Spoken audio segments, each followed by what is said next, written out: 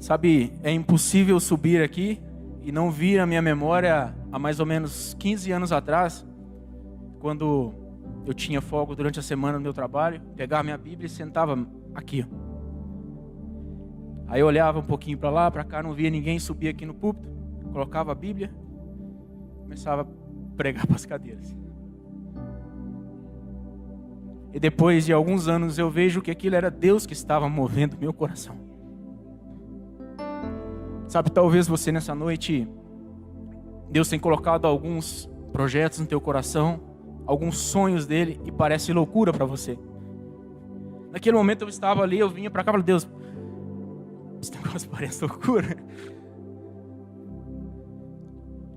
Mas quando eu estava aqui, eu era ministrado por ele. E depois de um tempo ele fala, é eu que te chamei. E Deus está colocando alguma coisa muito especial no coração de alguns aqui. Daqui a um tempo você vai ver o que Deus vai fazer na tua vida. Queria agradecer ao pastor Estevinho, pastor Roberto, pastor Marcelo, os demais pastores. É sempre um privilégio estar aqui. Mais ou menos um mês atrás, o pastor Estevão entrou em contato comigo. Aquele jeito dele, né? Pastor Ayrton, você poderia trazer uma palavra? A perna treme, mas eu creio que Deus se incapacita. Eu falei, amém. Glória a Deus. E aí ele disse, olha, o tema que nós vamos trabalhar nesse mês de dezembro, restaurando os muros, baseado no livro de Neemias. Eu confesso que de lá para cá eu comecei a ler o livro com mais atenção, pedindo ao Espírito Santo para ele trazer algo ao meu coração. Mas não vinha aquele queimar no coração. Mas Deus foi dando um trilhar durante esse tempo. Aí quando foi ontem, o Espírito Santo bradou no meu coração.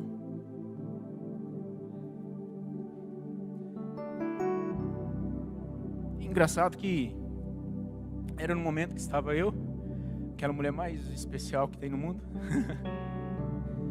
e aquele príncipe que Deus me deu. Nós estávamos ali antes de dormir, chorando diante de Deus, orando. O Espírito Santo começou a falar a respeito de hoje. Queria que você abrisse em Neemias capítulo 1, do versículo 1 ao 8. Depois a gente vai lá para Neemias 2, do 1 ao 3. Peço a você que tenha bastante paciência, que o pregador aqui às vezes ele chora demais. Porque quando eu estou na presença do meu Pai, é difícil de ficar, dá vontade de se humilhar diante dele.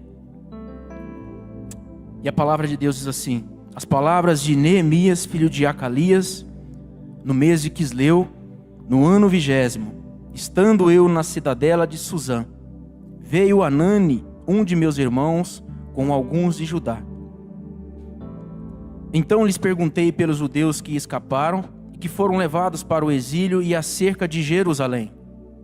Disseram-me: os restantes, que não foram levados para o exílio e se acham lá na província, estão em grande miséria e desprezo.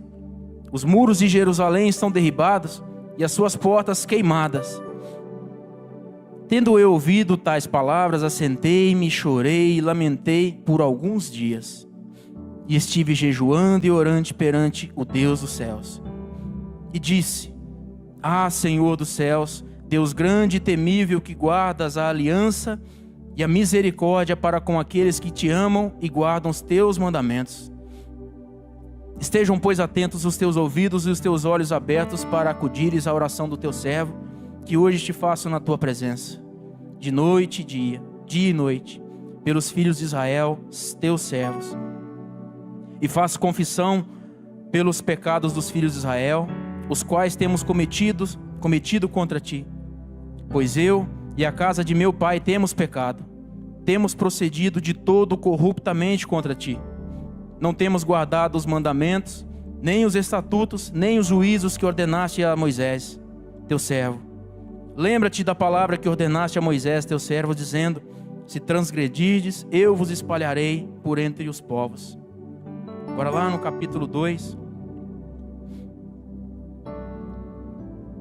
versículo 1 ao 3. No mês de Nissan, no ano 20º do rei Artaxerxes, uma vez posto o vinho diante dele, eu o tomei para oferecer e lhe o dei. Ora, eu nunca antes estivera triste diante dele. O rei me disse: por que está triste o teu rosto, se não estás doente? Tem de ser tristeza do coração. Então temi sobremaneira e lhe respondi: viva o rei para sempre. Como não me estaria triste o rosto se a cidade onde estão os sepulcros de meus pais está assolada e tem as portas consumidas pelo fogo? Sabe, reconstruir é porque um dia existiu algo que era perfeito, mas por alguma circunstância, ou por algum motivo, ou por alguma consequência, aquilo foi destruído. E quando nós olhamos para a pessoa de Neemias, eu não sei você, mas eu gosto de caminhar com pessoas que são pessoas que amam a Deus, pessoas que são agradáveis, pessoas que acrescentam na nossa vida. Eu acredito que você também é dessa forma. E quando nós olhamos para esse homem Neemias, ele tem todas essas características.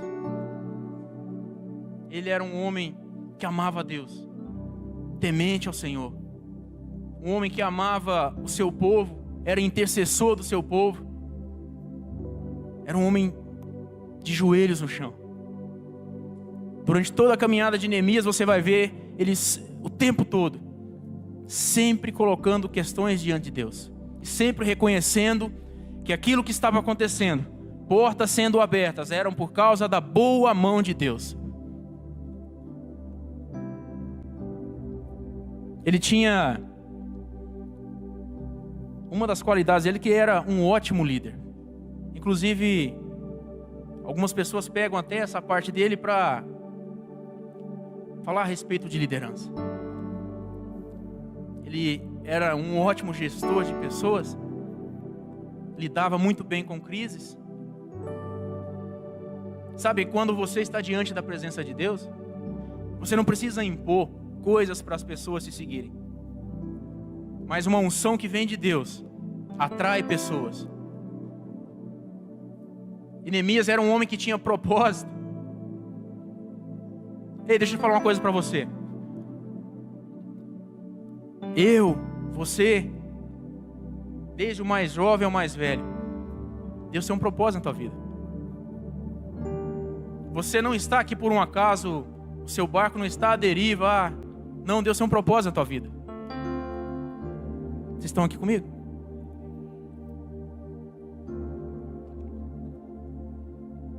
E para a gente entender um pouquinho sobre a história desse homem, Neemias, a gente precisa voltar um pouquinho lá atrás. Porque na oração que ele faz aqui no capítulo 1, versículo 8, não precisa ler, eu vou ler para você. Ele diz assim: lembra-te da palavra que ordenaste a Moisés, teu servo, dizendo: se transgredirdes, eu vos espalharei por entre os povos. Sabe, antes do povo de Israel adentrar aquela terra prometida, que Deus havia prometido, a terra de Canaã, Deus usa um homem chamado Moisés e dá a ele alguns mandamentos. Deus vai dizer assim, depois você pode abrir e conferir na sua casa. Deuteronômio 6:1 diz assim: esses, pois, são os mandamentos, os estatutos e os juízos que mandou o Senhor teu Deus, se te ensinassem, para que cumprisses na terra a que passas para possuir. Aí depois lá no versículo 5 vai dizer assim: amarás, pois, o Senhor teu Deus de todo o teu coração, de toda a tua alma e de toda a tua força. Versículo 12: guarda-te para que não esqueças do Senhor, que te tirou da terra do Egito, da casa da servidão.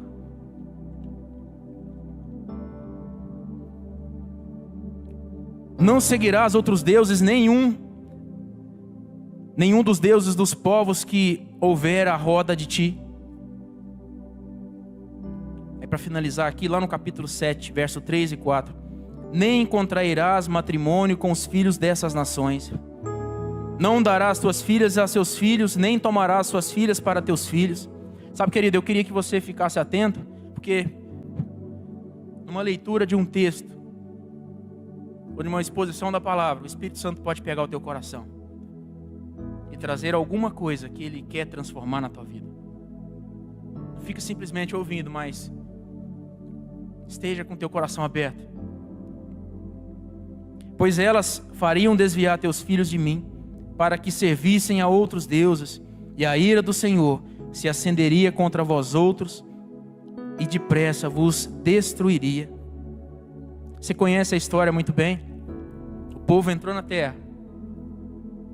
Daqui a pouco, tudo isso que Deus falou, eles fizeram totalmente ao contrário. O pastor Marcelo pregou muito bem no domingo pela manhã, falou um pouco sobre Saul.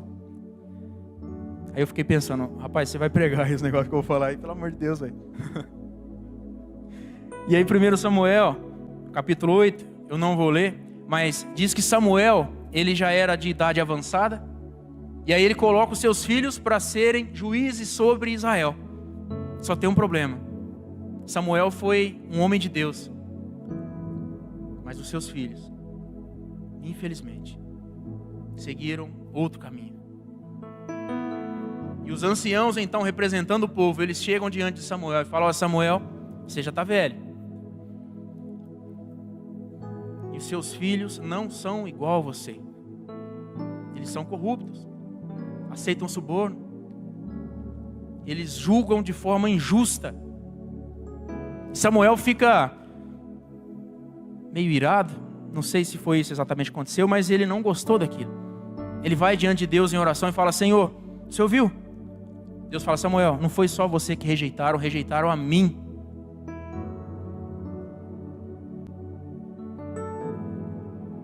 E o povo fala: Samuel, a gente quer um rei semelhante aos outros povos. O que Deus disse? Ei, quando vocês entrarem ali, vocês serão um exemplo. Vocês temerão somente a mim. Agora o povo está querendo se assemelhar aos povos que estavam em volta deles e pedem um rei. E Deus fala: ó, Samuel, vai lá, faz o que eles estão pedindo. Então vem Saul. Saul começou bem demais, né, pastor Marcelo? O cara começou bem, mas daqui a pouco ele começou a se perder. Reinou durante 40 anos. Mas porque ele se desviou dos caminhos do Senhor, começou a andar por conta própria, Deus tirou o reino dele. Sabe, Saul, quando você olha para Saul e compara com Davi, você vê algo muito nítido. Saul amava o trono, amava o poder, ele desejava tudo isso. Em nenhum momento você vai ver Saul falando: a gente precisa buscar a arca de Deus, hein? Você vai ver Saul sempre tomando decisões, porque ele decidiu andar por conta própria. E Deus levanta agora um rapaz chamado Davi. Ah, como eu amo ler a história desse moço. Também reinou 40 anos, ele era pastor de ovelhas. Se você ler a história de Davi, você vai ver que quando a família fica sabendo que o profeta ia até lá para ungir o rei, chamaram todo mundo. Ele ficou lá esquecido no pasto. Esquecido pelos homens, mas não por Deus. Eu não sei qual que é a sua história, mas você pode ter certeza. Não é por mérito seu, não é porque você é bonito, mas Deus te chamou porque Ele te ama. Não despreze isso. Não despreze. Não faça como Saul. E Davi, ele amava tanto ao Senhor. Ele cometeu erros, mas ele amava tanto a Deus, que quando ele foi confrontado, ele se humilhou diante de Deus. E a oração que ele fez foi essa: Senhor, não tire de mim o trono, não tire de mim o poder. Não. Salmo 51, você pode ver depois. Ele se humilha diante de Deus. E tudo que ele diz: Senhor, não me repulses da tua presença, nem retires o teu Espírito. Não retires de mim o teu Espírito. E aí eu faço uma pergunta para mim e para você. Não precisa responder. Através da minha e da sua atitude, o que é mais importante? Porque nós podemos muitas das vezes falar: Deus está em primeiro na minha vida. Mas as nossas atitudes muitas das vezes não condiz com isso. Mas essa palavra não é uma palavra de acusação. Amém? Daqui a pouco vem Salomão, reinou também por 40 anos, começou bem demais. Salomão, quando Deus deu a ele a oportunidade, falou: Salomão, pede o que você quiser. O que você quer, Salomão? Ele poderia pedir tantas coisas, mas ele falou: Senhor, eu quero sabedoria. Sabedoria para governar bem o teu povo. Deus deu a ele sabedoria e muito mais, até aquilo que ele não pediu. Lembra que eu li lá no início que Deus falou: olha, vocês não vão tomar as filhas de outros povos para os seus filhos e vice-versa. Salomão começou a agir por aí.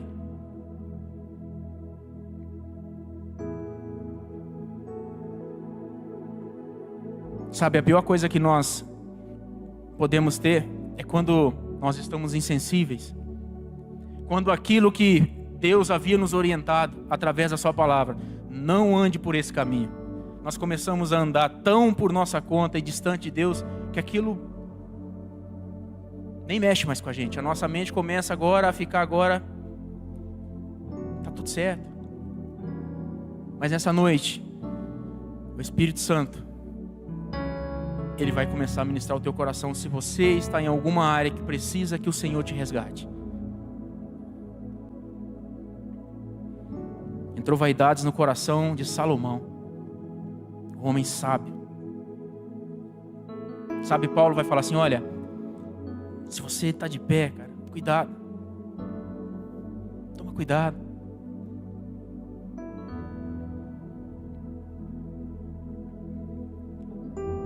E agora Deus vem agora para Salomão, depois de muitos anos, e fala para ele: por isso disse o Senhor a Salomão: visto que assim procedeste e não guardaste a minha aliança, nem os meus estatutos que te mandei, tirarei de ti este reino e o darei a teu servo. Contudo, não o farei nos teus dias por amor de Davi, teu pai. Da mão de teu filho tirarei.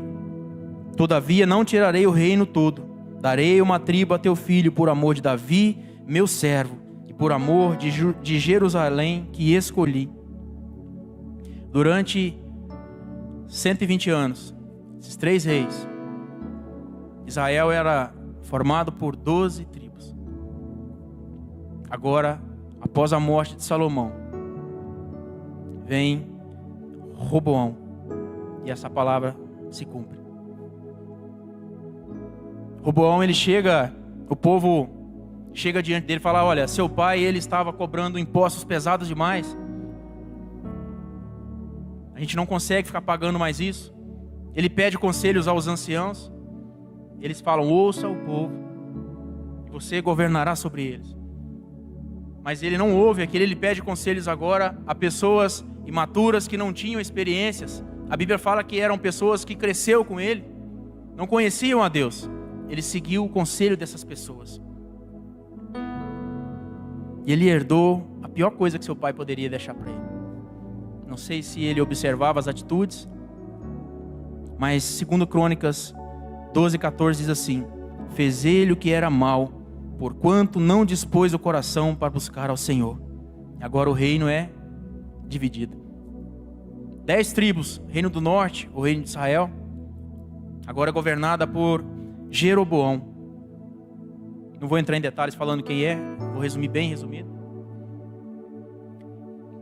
E o reino do norte, se você ler a história, você vai ver que é um rei pior do que o outro. Sai um, entra outro, pior do que o outro fazia. Até sacrificar filhos eles faziam. Levava o povo à idolatria, descendo cada vez mais ladeira abaixo. E o reino do sul, agora 2 tribos, Judá e a pequena tribo de Benjamim.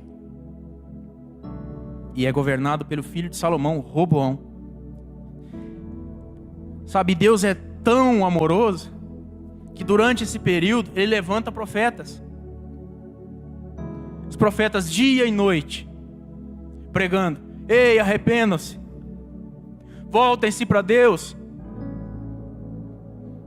Arrependam-se, voltem-se para Deus. Quantas vezes nós temos ouvido desse púlpito profetas de Deus sendo usados? E muitas das vezes nós entramos aqui e não damos crédito à palavra.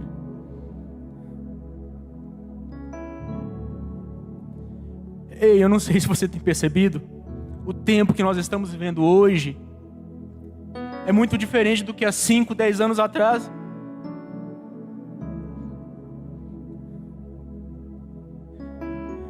Eu não sei se dentro de você existe um grito: Maranata, Senhor. Eu anseio pela tua volta. Mas enquanto nós estivermos aqui, Espírito Santo, nos ajude a permanecermos fiéis.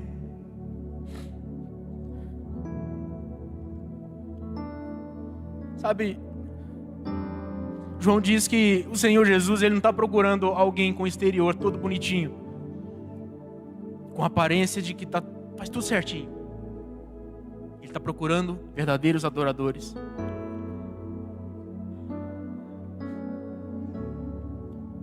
Os olhos do Senhor estão sobre esse lugar. Você que está em casa, os olhos do Senhor estão sobre a tua vida.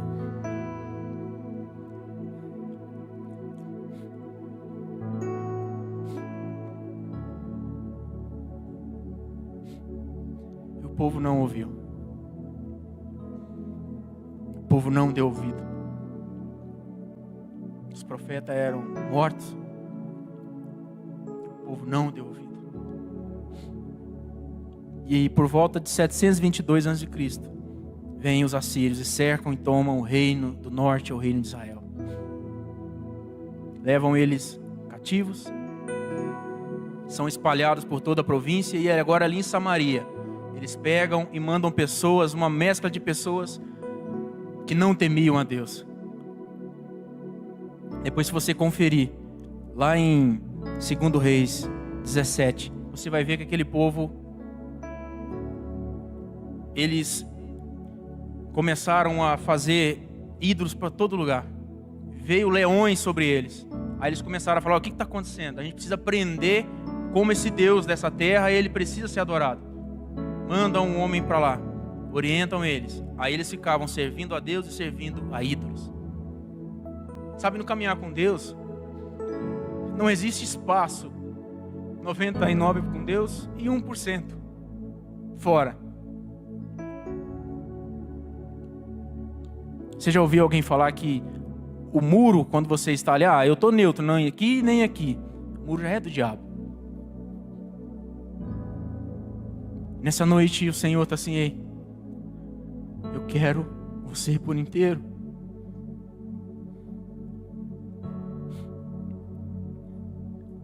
Em seguida vem agora o Reino do Sul, 586 a.C. Agora os babilônios, que haviam já tomado toda a terra, vêm e sitiam Jerusalém. E em 3 fases, eles vêm. Na primeira fase, leva os nobres, e dentre eles você conhece muito bem quem era: Daniel, seus amigos e vários outros. Na segunda, um profeta conhecido, Ezequiel, também ele entra nisso. E depois vem e destrói Jerusalém. O templo deixou em ruínas, consequência de não ouvir aquilo que Deus havia anunciado. Consequência de não ouvir aquilo que Deus, mesmo depois daquele povo estarem andando daquela forma, Deus levantava homens: ei, se arrependa, volte-se para a presença de Deus. Eles foram levados agora cativos. E no Salmo 137, até deixei separado aqui, a gente vai entender como, depois de passar por tudo isso agora, aquele povo estava agora em terra estranha, no meio de um povo pagão, servindo agora a eles, como que eles agora se portavam. Diz assim: às margens dos rios da Babilônia, nós nos assentávamos e chorávamos. Nos salgueiros que lá havia, pendurávamos as nossas harpas, pois aqueles que nos levaram cativos nos pediam canções, e os nossos opressores que fôssemos alegres, dizendo: entoai-nos algum dos cânticos de Sião. Como, porém, haveríamos de entoar o cântico do Senhor em terra estranha? Eu não conheço uma pessoa que se afastou de Deus e se deu bem. Conheço várias pessoas que um dia decidiram: eu vou por aqui. Na igreja, imagina. As pessoas são hipócritas. Não vou mais. Eu vou congregar da minha casa agora. Eu sirvo a Deus na minha casa. Querido, não são uma, duas ou três, são várias pessoas. Casamento destruído, tristeza, depressão. Nessa noite o Senhor está falando assim: ei, não saia da minha presença. Não saia da minha presença. Por mais que se levantem lutas, por mais que se levantem dificuldades, não saiam da minha presença.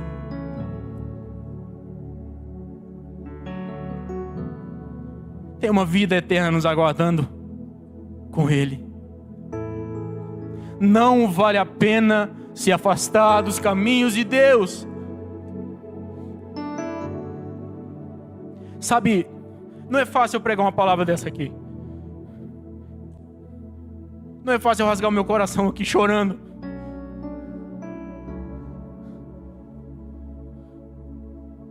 Você não sabe a luta que foi para eu receber de Deus essa palavra.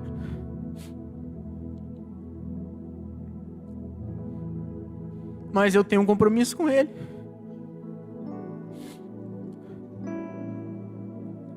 Quanto tempo Deus deseja?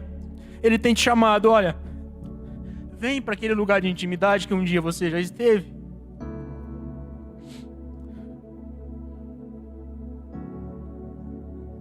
Eu não tenho te visto mais chorar. Não tenho te visto mais se humilhar diante de mim.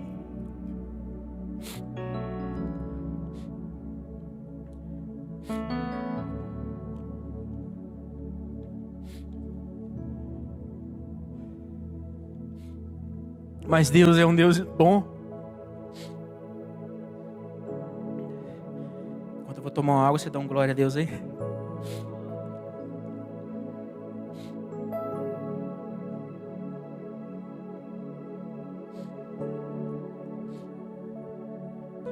O cativeiro profetizado por Jeremias seria 70 anos. Passou. E agora Deus levanta Zorobabel para agora reconstruir o segundo templo. E alguns começam a voltar agora para aquele lugar onde era um lugar de zombaria, onde as pessoas passavam e zombavam. Nunca mais voltarão para aqui.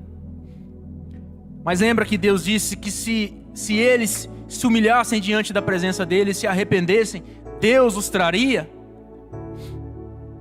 Só abrir um parêntese. Cuidado quando a gente acompanha pela mídia informações erradas a respeito de Israel. Aquele povo foi atraído por Deus. Deus os ajuntou. Aos olhos de muitos era impossível aquele povo novamente ser uma nação. Mas Deus é um Deus que cumpre suas promessas. E aí, esse é o contexto que está agora esse homem chamado Neemias. E aí a gente pergunta: quem era Neemias? A Bíblia vai falar algumas coisas a respeito desse homem. A Bíblia diz que ele era copeiro do rei. Sabe o que um copeiro faz?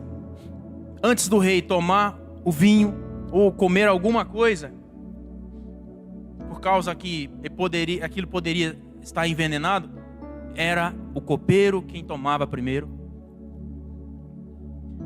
E é engraçado porque quando o rei um dia percebe que Neemias estava triste, isso fala para mim que Neemias era um homem que era feliz, mesmo estando num local onde era cativo. Eu não sei, a Bíblia não fala a respeito disso, mas é muito provável que Neemias, ou ele foi levado muito novinho, quando foi deportado, ou ele nasceu no cativeiro. Mas alguém falou sobre um Deus que pode transformar as coisas, aquilo que está em destruição, em vida novamente. Alguém testemunhava para ele a respeito de um Deus que pode transformar a sua vida, que pode transformar a geração a partir dele. E o nome de Neemias significa Deus consola. E nessa noite Deus fala assim: eu quero levantar Neemias nesse lugar. Tem um aqui que recebe, amém?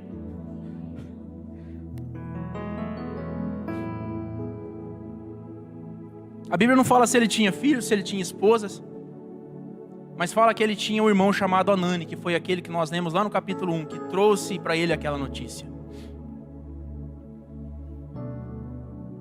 Neemias era um homem de oração. Eu peguei ali nos calendários que a Bíblia fala a respeito do nome desses meses. Pelo que eu vi, Neemias orou pelo menos 4 meses. Para que então ele chegasse diante do rei. Sabe, às vezes eu, ou você, diante de situações, muitas das vezes nós nem sequer nós oramos. Nós vamos tomando decisões. Mas em nome de Jesus, sabe? Não dê mais um passo sem a direção de Deus. Não faça algo e fala assim: Senhor, está aqui, abençoa.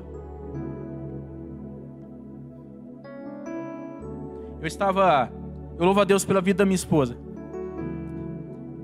Quando eu saí de férias, acho que foi no mês de julho, eu estava prestes a tomar algumas decisões que o meu coração estava aflito. E ela vinha: calma, vamos orar. O pastor Omar, um homem de Deus, quantas vezes eu conversei com ele, ele vinha e orava comigo. Calma. E Deus foi trazendo paz ao meu coração. Hoje eu vejo, se eu tivesse tomado essas decisões, eu teria me arrependido amargamente.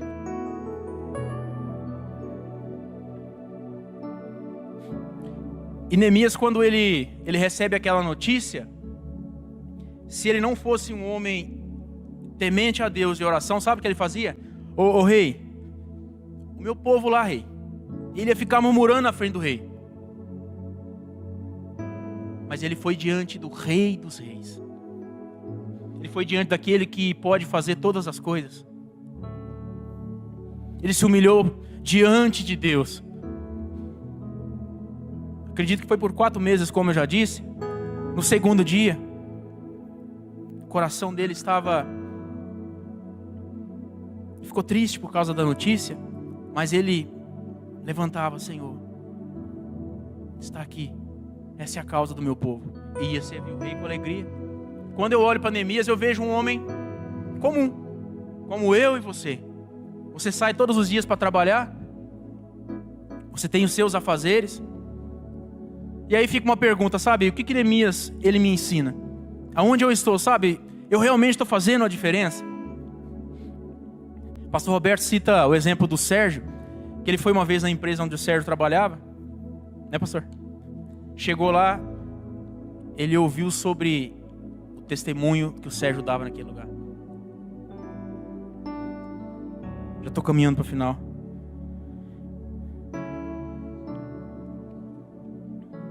Sabe, um rei sendo pagão, ele pôde oferecer a Neemias possibilidades, embora ele estava sendo movido por Deus, de reconstruir novamente algo que havia sido destruído.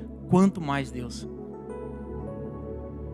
Sabe, quando eu entreguei a minha vida para o Senhor, eu mudei de Minas para cá, aqui eu entreguei a minha vida para o Senhor, deixei lá em Minas, minha família, tudo destruído. Meus pais, o casamento deles não era um casamento, era meio que de fachada. Eu não conversava com a minha irmã, era tudo aquela coisa, não tinha comunhão. Mas quando Cristo entrou no meu coração, depois de 6 meses eu voltei lá. Reuni todo mundo ali na cozinha, me lembro como se fosse hoje. Dei a mão e a primeira coisa que eu falei, quero pedir perdão. O pessoal olhou para mim assim, hã? Pensa num rapaz que era uma pessoa difícil de lidar.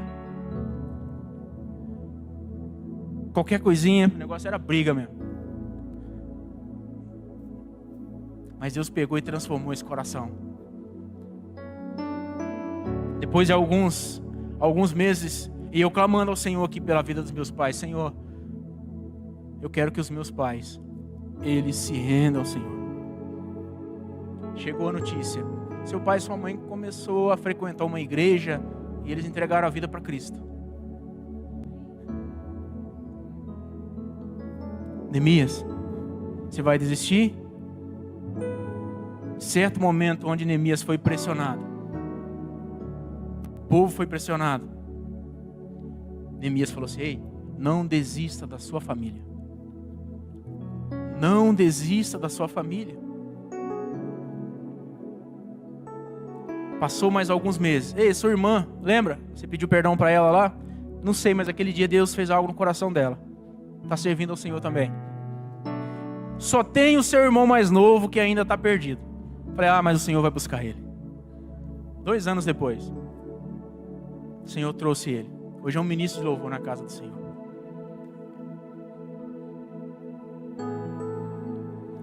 Quando nós olhamos para Neemias, não foi fácil. Neemias, capítulo 4, do 1 ao 3, eu já estou caminhando para o final.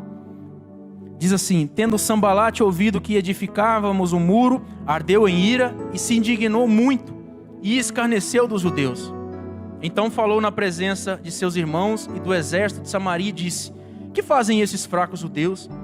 Permite-se-lhes isso? Sacrificarão, darão cabo da obra num só dia? Renascerão, acaso dos montões de pó, as pedras que foram queimadas? Estava com ele Tobias, o amonita, e disse, ainda que edifiquem, vindo uma raposa derribará seu muro de pedra. Sabe, a caminhada com o Senhor não é uma caminhada fácil. Nós encontramos dificuldades. Nessa caminhada nós vamos encontrar pessoas que muitas das vezes, sendo usada pelo inimigo, vai zombar da gente. Vão se levantar. Sabe por quê? Porque Satanás, ele não quer ver você restaurado, a sua família restaurada. Ele quer te paralisar. Mas diante disso, qual foi a resposta de Neemias? Ele foi para cima? Ele foi joelho e oração. Neemias foi traído, recebeu ameaças de morte, mas ele não parou, porque Deus era com ele. Nós não vemos nenhuma pá, nada se movendo para construir aquele muro, sem que Neemias se colocasse diante de Deus em oração. Sabe, alguém poderia falar, o sucesso de Neemias porque ele sabia lidar com tudo isso que você falou. O sucesso disso era porque Deus era com ele. Porque ele um dia ousou sair da sua zona de conforto, porque ele comia do melhor. Tudo que o rei comia, ele era o primeiro a comer. Mas um dia, ele foi para um propósito muito maior do que isso.